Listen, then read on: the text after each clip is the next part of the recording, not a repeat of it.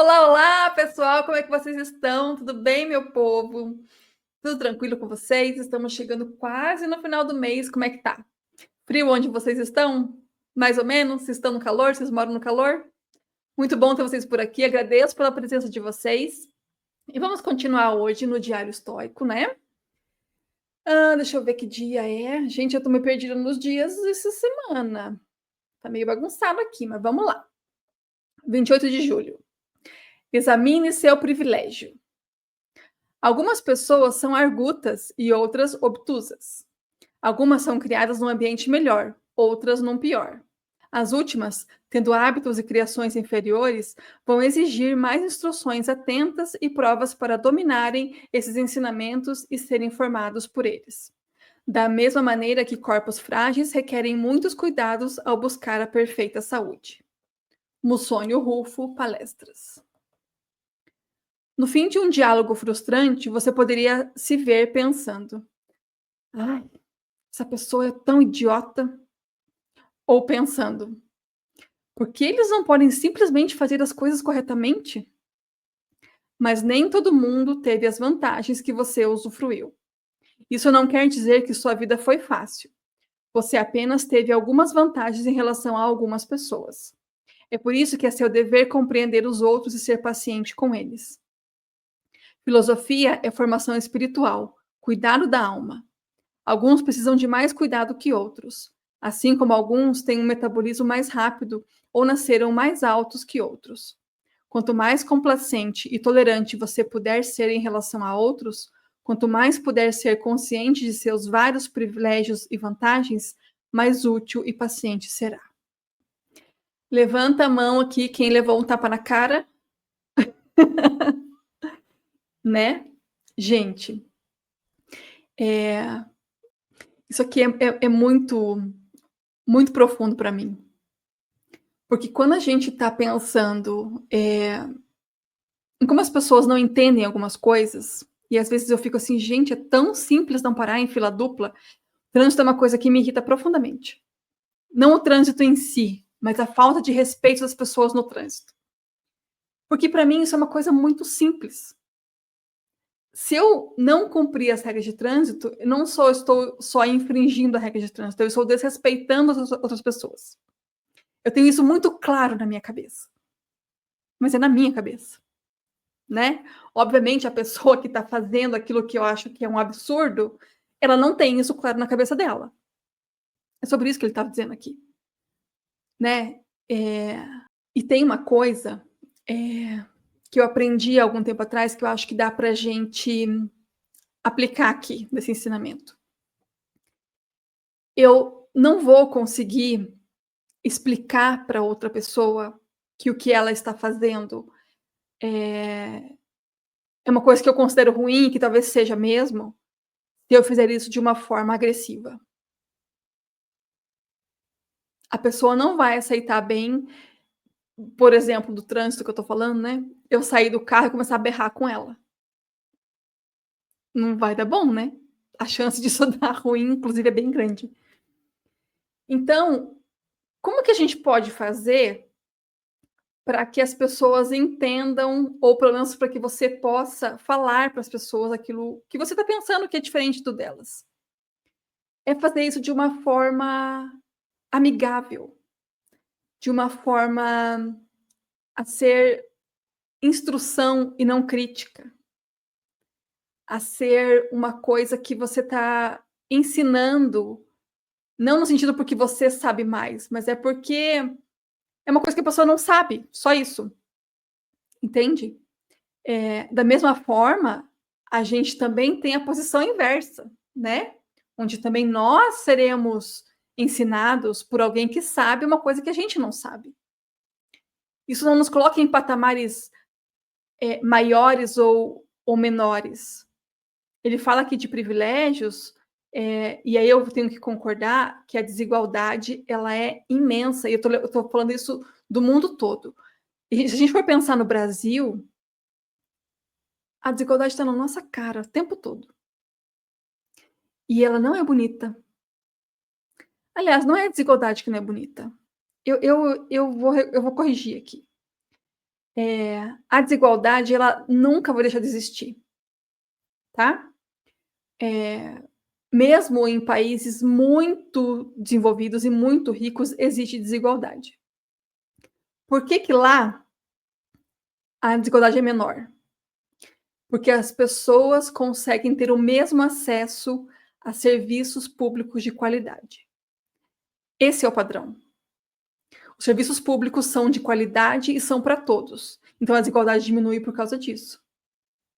Aqui no Brasil, a gente continua tendo uma desigualdade enorme, e aí eu vou citar um setor apenas, que na minha opinião, pelo menos, é o que mais deveria existir padronização para o alto nível, para que um dia o Brasil fosse melhor. E é a longo prazo, que é a educação. Educação básica, tá? Estou falando de educação infantil, ensino fundamental, ensino médio, educação básica de qualidade, faz com que a população, de forma geral e mais ampla, consiga ascender, consiga ser mais bem educada, e aí isso de fato transformaria a realidade do país. Mas a gente não vê isso acontecer, infelizmente. E aí a gente tem, de fato, pessoas com muitos privilégios. Mas a minha pergunta é: será que isso é privilégio de alguns? Ou será que existe uma negligência com relação à população do país? A gente pode olhar a coisa pelos dois lados. O privilégio existe para quem já tem um patrimônio construído, não é assim que se diz?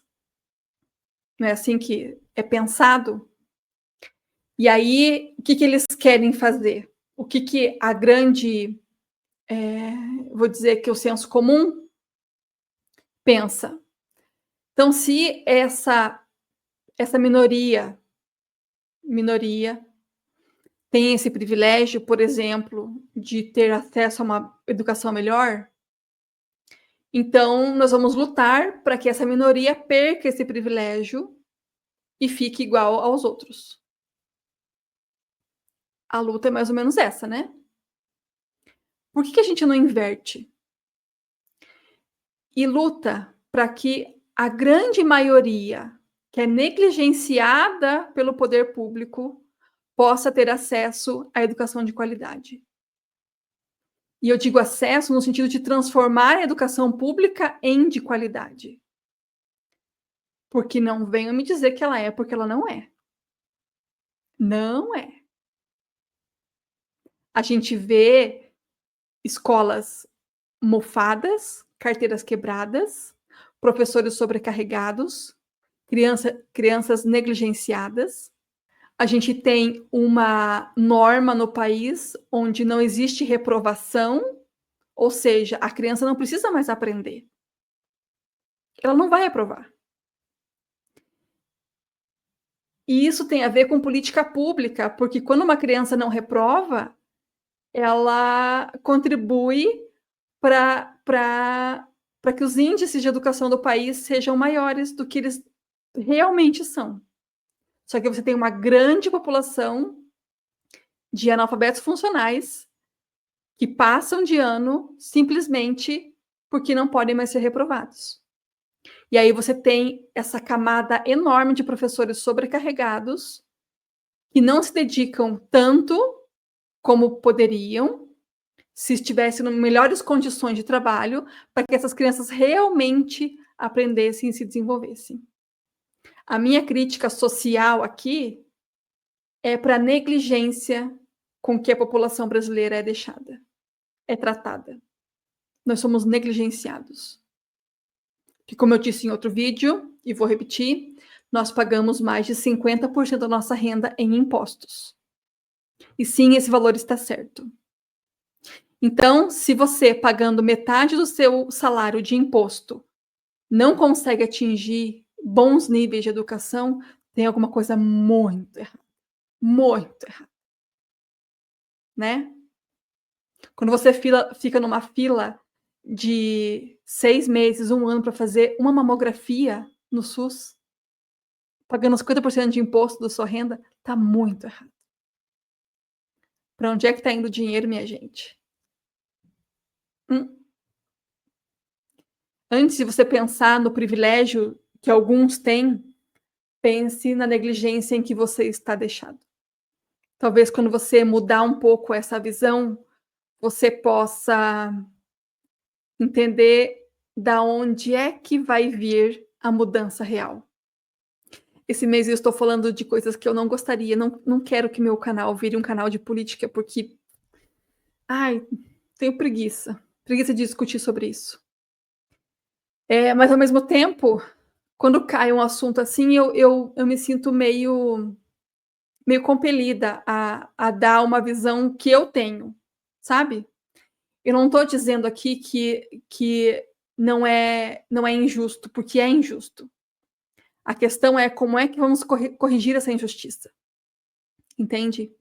Não é tirando daqueles que têm, é dando para aqueles que não têm. É disso que eu estou falando. Então você tem que nivelar para cima, não para baixo. Mais ou menos essa a ideia. E dinheiro suficiente tem. Lembra que você paga metade do seu salário é imposto. Então, não é pouco dinheiro. Não é pouco dinheiro. É bastante. A questão é como é que estão usando esse dinheiro. Ai, tema indigesto, né? Não gosto. Mas fazer o quê? Às vezes temos que falar sobre coisas que a gente não gosta, né? Mas, de qualquer forma, agradeço vocês por estarem aqui. Se quiserem debater sobre isso nos comentários, lembrem-se de se manterem educados e respeitosos, porque divergências serão aceitas, desde que não tenha agressividade, não tenha hostilidade, não tenha xingamentos ou coisas do tipo. Tá bom? Muito obrigada, a gente se vê no próximo vídeo. Tchau, até lá!